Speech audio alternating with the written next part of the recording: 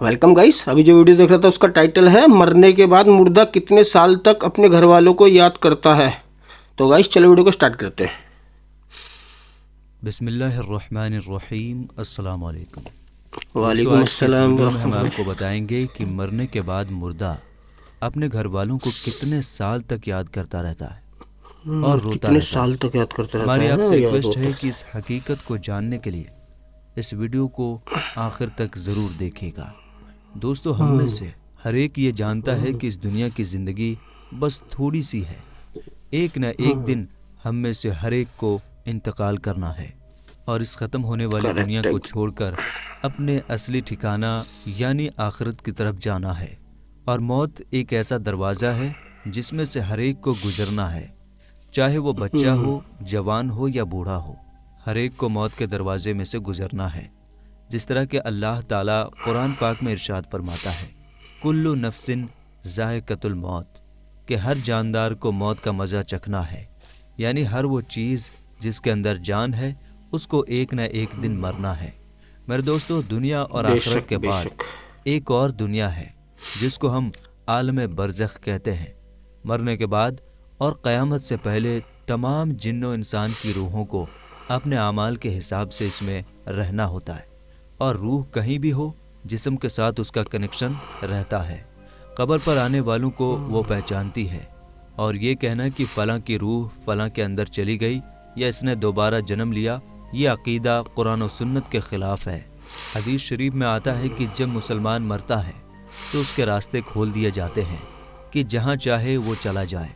और हज़रत सईद बिन मुसय्यब रज़ियल्लाहु ताला अन्हु से मरवी है कि हज़रत सलमान फ़ारसी, अब्दुल्ला बिन सलाम रज़ियल्लाहु ताला अन्हु जब हम आपस में मिले तो एक दूसरे से कहा कि अगर हम तीनों में से पहले कोई इंतकाल करता है तो बताना कि मौत के बाद उसके साथ क्या मामला हुआ।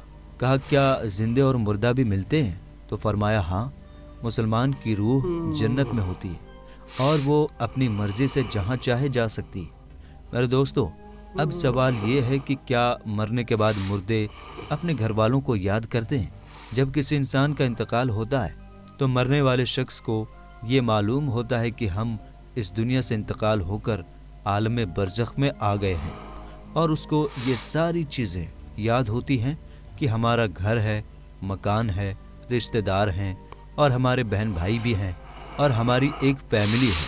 और यहाँ तक कि जब इस मुर्दे की रूह निकल जाती है और उसको दफनाया जा रहा होता है तो फिर उस वक्त वो मुर्दा अपनी आंखों से सारी चीज़ें देख भी रहा होता है। यानी कि उसकी रूह तमाम चीज़ों को देख रही होती है और उसको पता होता है कि अब हमें कफन पहनाया जा रहा है और अब हमारे जनाजे को पता होता है उसको उठाया सब जा है। रहा है।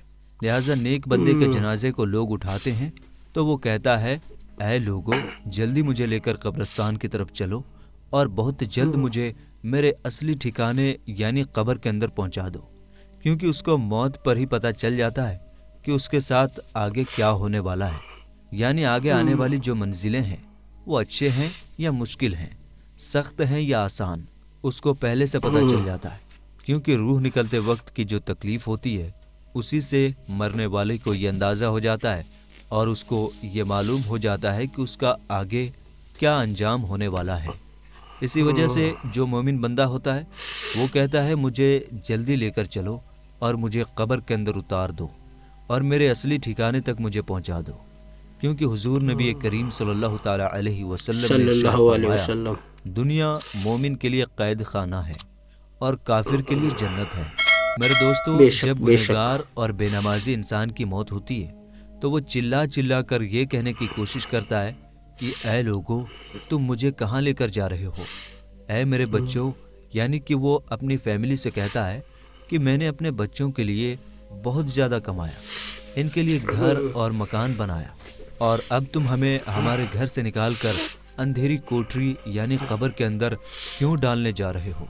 उसे बहुत घबराहट होती है तो वो कहने की कोशिश करता है कि ऐ लोगो, मुझे मत लेकर जाओ।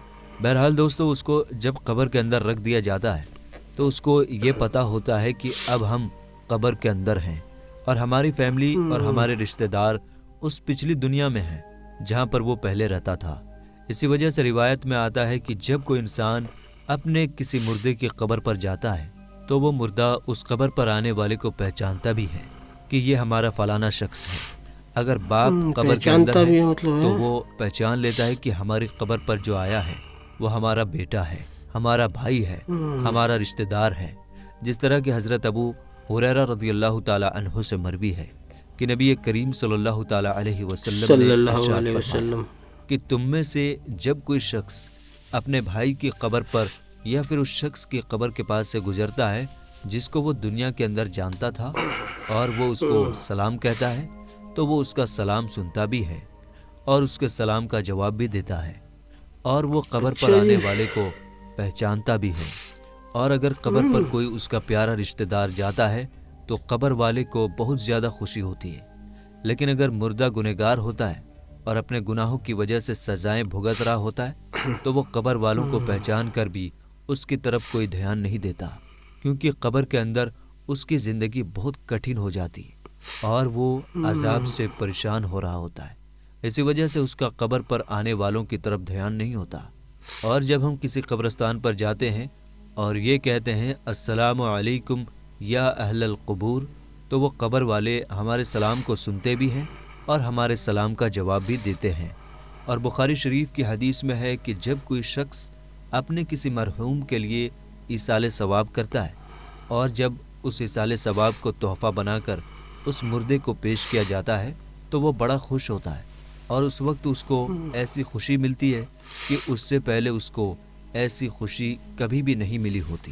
بہرحال دوستو، جو گنہگار بندہ ہوتا ہے اسے یہ دنیا بہت یاد آتی ہے۔ وہ یہ کہتا ہے کہ ہم بہت عیش کی زندگی میں تھے، کیونکہ یہ دنیا کی زندگی اس کے لیے جنت تھی، اس کو قبر کے اندر عذاب ہو رہا ہوتا ہے۔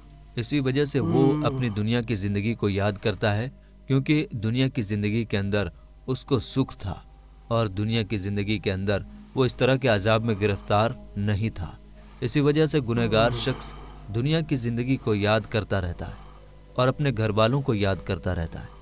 اسی وجہ سے اسلام میں مرنے والوں کے لیے ایصال ثواب کرنے کو کہا گیا ہے، کیونکہ ایصال ثواب کرنے سے جو گنہگار ہوتے ہیں ان کے گناہوں کی بخشش ہوتی ہے، اور جو نیکوکار ہوتے ہیں ان کے درجے بلند ہوتے ہیں۔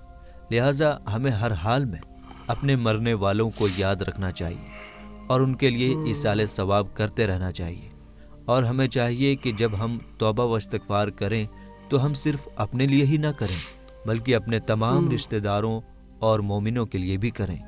اور میرے دوستو، جو نیک بندہ ہوتا ہے وہ دنیا کی زندگی کو یاد نہیں کرتا، کیونکہ دنیا کی زندگی اس کے لیے قید خانہ تھی، اور اس کے لیے قبر کی زندگی یعنی کہ عالم برزخ کی زندگی جنت ہوتی ہے، کیونکہ اس کے لیے قبر میں جنت کا بچھونا بچھا دیا جاتا ہے اور اس کو جنتی کپڑے پہنا دیے جاتے ہیں، اور اس کی قبر کو جنت کے باغوں میں سے ایک باغ بنا دیا جاتا ہے، اور اس کے قبر میں جنت کی کھڑکی کھول دی جاتی ہے جس سے جنت کی خوشبوئیں قبر کے اندر اس کو محسوس ہوتی ہیں، اور نیک بندہ بڑی ہی راحتوں اور سکون میں ہوتا ہے۔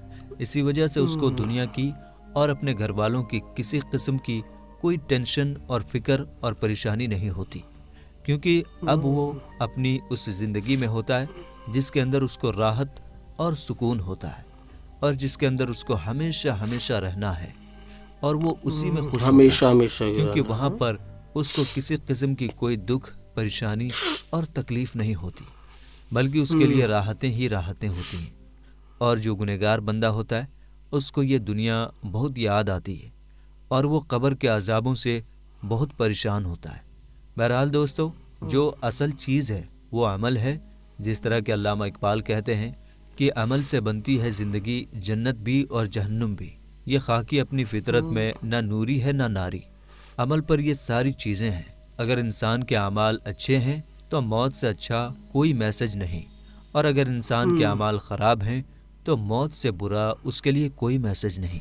اسی وجہ سے اللہ تعالیٰ قرآن پاک میں یوں ارشاد فرماتا ہے، ترجمہ: تم اپنے رب سے گڑ گڑا کر اور آہستہ دونوں طریقوں سے دعا کیا کرو، بے شک وہ حد سے بڑھنے والوں کو پسند نہیں کرتا۔